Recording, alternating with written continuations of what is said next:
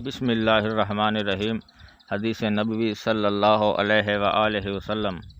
سیدنا انس بن مالک رضی اللہ عنہ سے روایت ہے کہ نبی کریم صلی اللہ علیہ وآلہ وسلم نے سیدنا عبد الرحمن بن عوف رضی اللہ عنہ کو ملے۔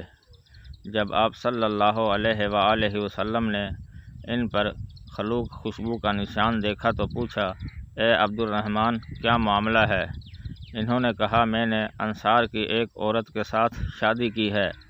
آپ صلی اللہ علیہ وآلہ وسلم نے فرمایا، کتنا حق مہر دیا؟ انہوں نے کہا، نواتہ کے وزن کے برابر سونا دیا ہے۔ آپ صلی اللہ علیہ وآلہ وسلم نے فرمایا، ولیمہ کرو، اگرچہ وہ ایک بکری کی صورت میں ہو۔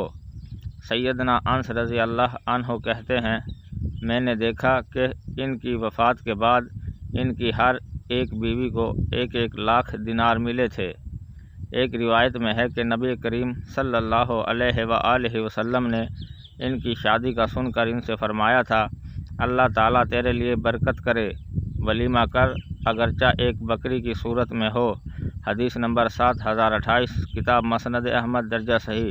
ناظرین کرام، مزید اسلامی ویڈیو دیکھنے کے لیے ہمارے چینل ZM اسلامک پوائنٹ کو سبسکرائب کریں اور بیل آئیکن دبائیں تاکہ ہر آنے والی ویڈیو سب سے پہلے آپ کو موصول ہو۔ شکریہ۔